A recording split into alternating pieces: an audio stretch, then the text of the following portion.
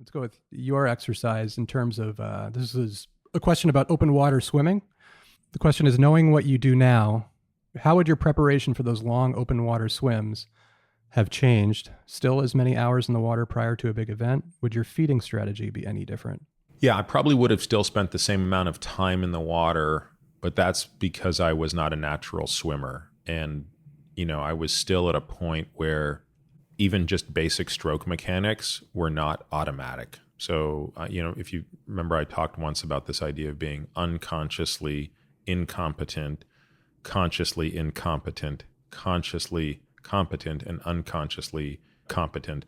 I never got to that fourth stage, so I would vacillate between stage 2 and 3. So I think, I probably just needed the time in the water. That said, I would absolutely be feeding a lot different than I fed. At the time, I was feeding exclusively on, what the hell was it called? Well, I used Hammer Strength, Hammer Perpetuum, I think it was called. Not Hammer Strength, that makes the gym equipment. I think it's called Hammer Perpetuum, which was probably the least bad of the high carby fuels.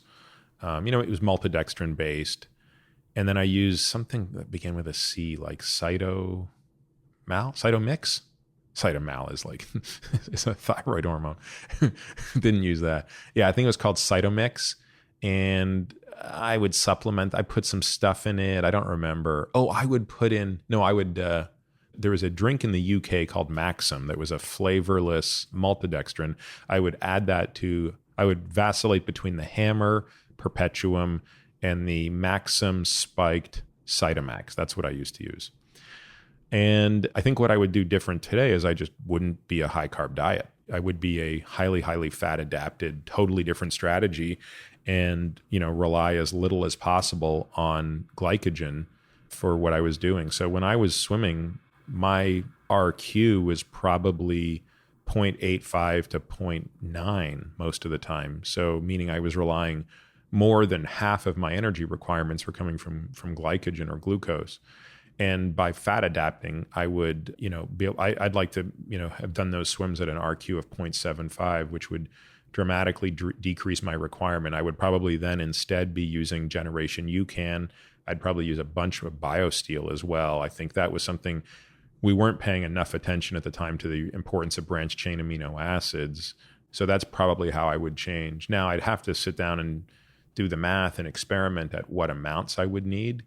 But I would probably do, I don't know. I could think of two different ways I'd experiment with it. One would be doing more concentrated, less fluid requiring, especially on the cold water swims where you're not getting as dehydrated, and then minimizing the feeding.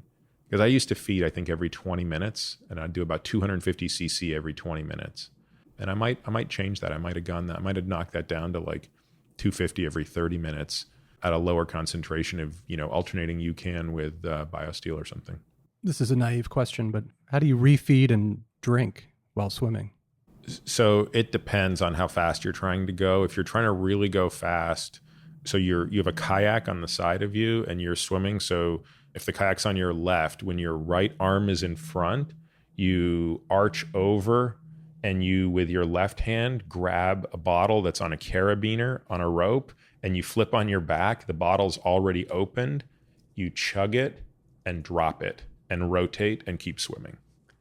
And it should take about 7 seconds to do that. So that's if you're hauling ass. If you are exhausted and you need a break or you need to also pee, you just stop and tread water and grab it and do it. But you can't touch or be touched by the person in the kayak or the boat or anything like that. So that's why we would use these bottles with loops and carabiners and ropes, and we had a big elaborate system. And in other swims where I didn't have a kayaker, we built this pole, long-ass pole that had a little cup at the end. It's like a fishing pole? Yeah, exactly. and they'd shimmy that thing out from the side of the boat, and for the pole, you couldn't do the rapid feed. It's just too many moving pieces. But the rapid feed, you'd be taking, the kayaker would be standing would be in the kayak with their arm out to their side perpendicular to create the most distance so you could come up and grab it. I really loved practicing that. That was like my favorite little ninja move. Interesting. It sounds a lot different than at least when I would watch the Tour de France, think they call them the musettes and the slings. The danger there was the people would stand in the middle of the road, the peloton going by, and it was like a magic trick. You would just see it would be gone, and whoever carried the sling would carry the food to all the different people. But that's a different ball game. Yeah, that's real skill.